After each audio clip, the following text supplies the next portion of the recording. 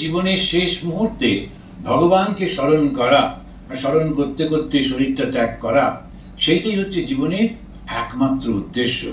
তো সেটা করতে গেলে তিনি কি কি করতে হবে? তোমার বর্ণ ধর্ম এবং আশ্রম ধর্ম। তো বর্ণ মানে কি? 4 রকমের বর্ণ। তো সেই 4 রকমের বর্ণের ধর্মে যেটা রয়েছে, অর্থাৎ ব্রহ্মচর্য, গারস্থ, বানপ্রস্থ, সন্ন্যাস, এগুলো রয়েছে। তারপরে তুমি ক্ষত্রিয়, বৈশ্য, শূদ্র, ব্রাহ্মণ, এরকম 4 রকমের যে বর্ণ ধর্ম রয়েছে।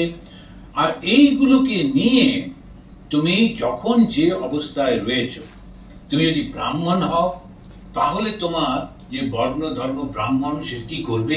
এই ভাগবতেই পরিষ্কার করে বলছেন, সে প্রত্যেককে ধর্ম শিক্ষা দেবে, নিজে ধর্ম পালন করবে। বদলে সমাজ তাকে যেটুকু অর্থ দেবে, খাদ্যবস্তু দেবে, তাতে তুষ্ট হয়ে থাকবে। জগতে কোনো কিছুর দিকে তার কোনো আকর্ষণ থাকবে না, হচ্ছে ব্রাহ্মণ। এবং সমস্ত বুদ্ধি বিচার শেষ ভগবানের চিন্তাতে দেবে, মানুষের কল্যাণে দেবে। তারপরে ক্ষত্রিয় একটা এরকম বর্ণ করছেন। আর আশ্রম, যে গৃহস্থ, তার যে 5 রকমের যজ্ঞ করতে হয়, পঞ্চ মহাযজ্ঞ রোজ সে করবে।